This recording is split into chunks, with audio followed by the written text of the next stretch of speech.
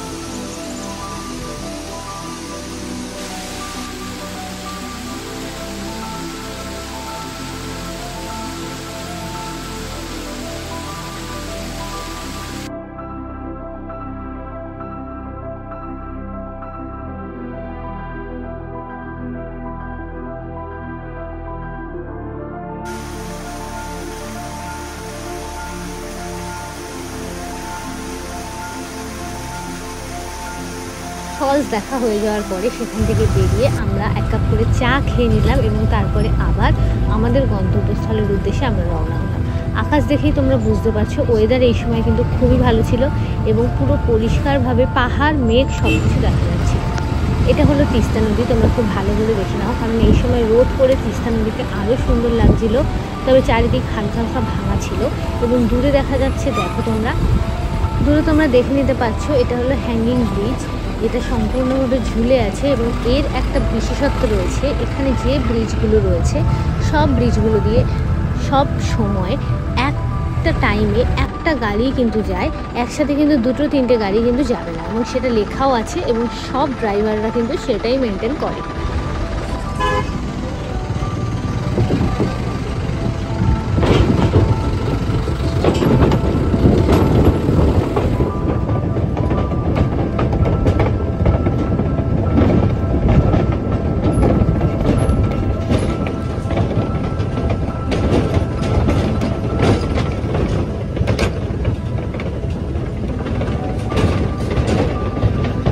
এবার আমরা যেখানে যাচ্ছি সেটা হলো আলটিমেটলি নর্থ সিকিমের এন্ট্রি পয়েন্ট। এখান থেকে আমরা যাচ্ছিলাম। রাস্তাঘাট এখানে ভালো ছিল, এখানে তিস্তা নদীটা খুব সুন্দর করে দেখা যাচ্ছিল, কিন্তু এরপরেই সমস্যাটা শুরু হয়ে যায়, যেটা হলো এখানে হলো রোডের কাজ হচ্ছিল এবং চারিদিকটা বেশ ভাঙা ছিল, তার জন্য আমাদের অনেকটা লেট হয়েছে পৌঁছাতে। আর আস্তে আস্তে গাড়িগুলো দাঁড়িয়ে যাচ্ছিলো এবং খুব ধীরে ধীরে ধীরে ধীরে এই রাস্তা থেকে যাচ্ছিলো। তোমরা দেখলেই বুঝতে পারছো কী অবস্থা হয়েছে। কিন্তু ওয়েদার ভালো ছিল, আমাদের বেশ গরম লাগছিল এই সময়, কারণ আমরা ঠান্ডাটা অনুভবই করতে পারছিলাম না। আলটিমেটলি এতটা রোদ ছিল সেই কারণে।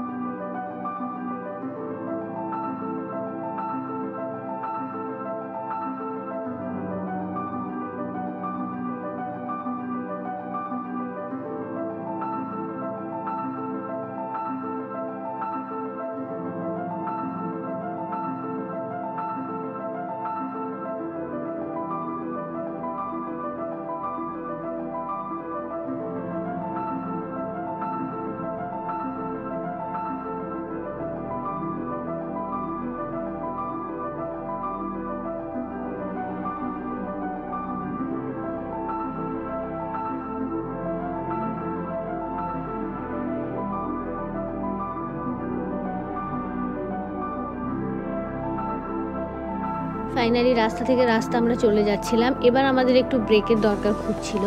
তারপরে আমাদের ড্রাইভার এখানে আমাদের দাঁড় করায়। এখানে বাঁদিকে একটা সুন্দর ছোট্ট ঝর্ণা ছিল, সেখানে আমরা একটু রিল্যাক্স করি এবং দাঁড়াই এবং ছবি টবি তুলি।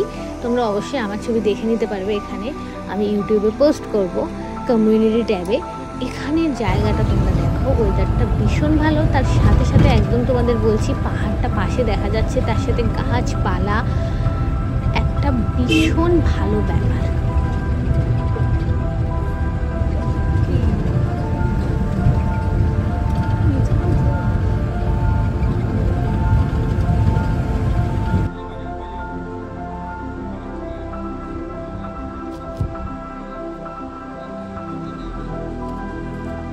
जाने का बात का है। अच्छा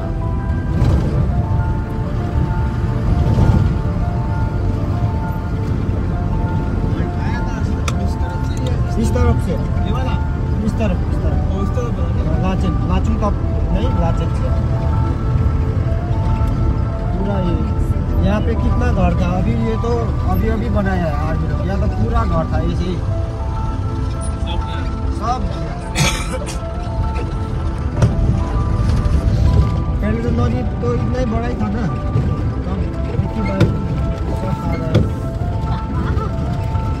তো তোমরা শুনলে যে ড্রাইভার দাদা আমাদেরকে অনেক কিছু দেখাচ্ছিল এবং বলছিল। তো সে বলছিল আসলে যেটা, যে এইখানে আগে অনেক ঘরবাড়ি ছিল, কিন্তু তিস্তা নদীতে যে ভয়ঙ্কর বানটা হয়েছিল তোমরা সবাই জানো, সেই বানে কিন্তু এই ঘরবাড়ি পুরো ভেসে যায় এবং এখন তাই এই রকম পরিস্থিতি এখানে তৈরি হয়েছে।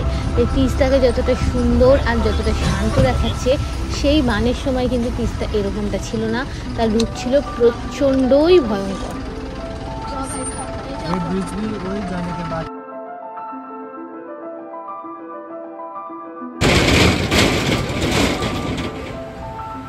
তো এতক্ষণ তো কিছুই নয়, এবারই আসল ভয়ঙ্কর রাস্তাটা শুরু হচ্ছে, সব থেকে বাজে এবং ভয়ঙ্কর রাস্তা। তোমাদের অবশ্যই দেখাবো আমি রাস্তাটা ঠিক কেমন। এই রাস্তার একদিকে আছে পাহাড় আর একদিকটা সম্পূর্ণভাবে খাদ, আর নিচ দিয়ে বয়ে যাচ্ছে তিস্তা নদী। এই ভয়ঙ্কর দৃশ্যটা তোমাদের সাথে শেয়ার করব এবং তোমরাও বুঝতে পারবে এই যাতায়াতের পথে এই জায়গাটা কতটা বাজে। এবং আলটিমেটলি যেটা হয়, যারা ড্রাইভার রয়েছে আচ্ছা ভালো যারা ড্রাইভার, তারাও কিন্তু খুব ভয় পেয়ে যায় এই রাস্তা দিয়ে যাওয়ার সময়, কারণ জায়গাটা সত্যি খুব রিস্কি। তোমরা দেখে নাও রাস্তাটা কতটা ভয়ঙ্কর, অনেকটা নিচ অবধি দেখা যাচ্ছিল এবং ওই পাশটা তোমাদের এবার দেখাবো এবং তোমাদের সাথে শেয়ার করব সেই ভয়ঙ্কর অভিজ্ঞতা।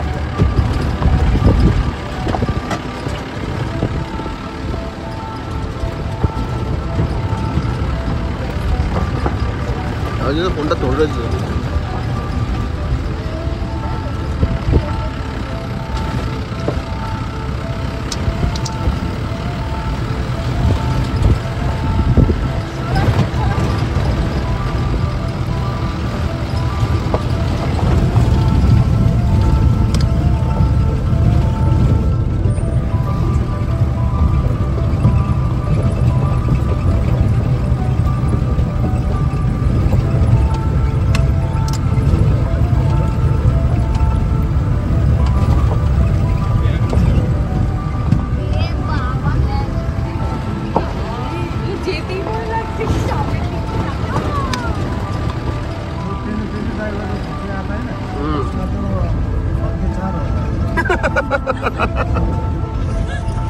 होगा भी क्यों नहीं, बोलिए ना।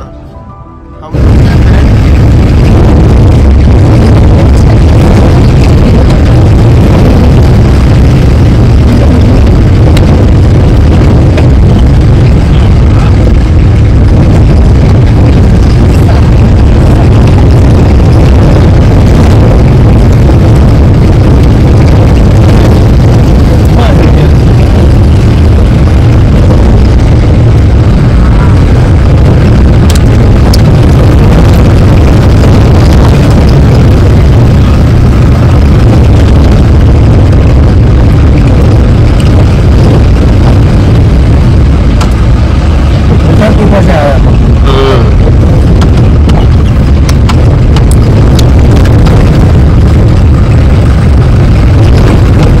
এবার তোমাদের একটা জায়গা দেখাবো, তোমরা দেখে নেবে।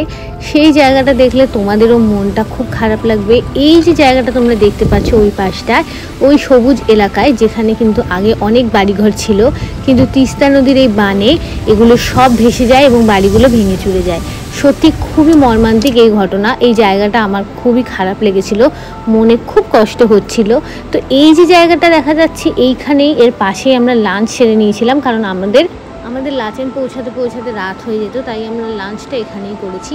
এবার তোমরা কিছু সময় ধরে শুনে নাও এই নদীর স্রোতের গর্জন।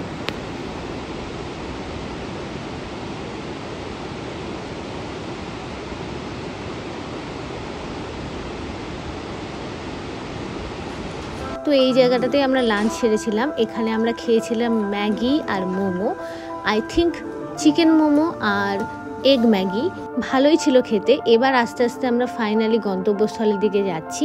এটা ছিল একটা আর্মিদের বেস ক্যাম্প এবং এখন শরীরটা অনেকটা টায়ার্ড লাগছিল, আর ভিডিও করার মতো শক্তিও ছিল না, কারণ অনেকটা ক্লান্ত হয়ে পড়েছিলাম। আশা করি তোমাদের ভিডিওটা খুবই ভালো লেগেছে এবং রাস্তাটা কেমন লেগেছে অবশ্যই কমেন্ট বক্সে জানিও। ভিডিওটা ভালো লাগলে কি করবে, লাইক কমেন্ট শেয়ার অবশ্যই করবে, ফলো করতে ভুলবে না আমার চ্যানেলটা। এবং পরবর্তী পার্টটা খুব তাড়াতাড়ি তোমাদের কাছে নিয়ে আসছি। ততদিন stay tuned. Love you all, by.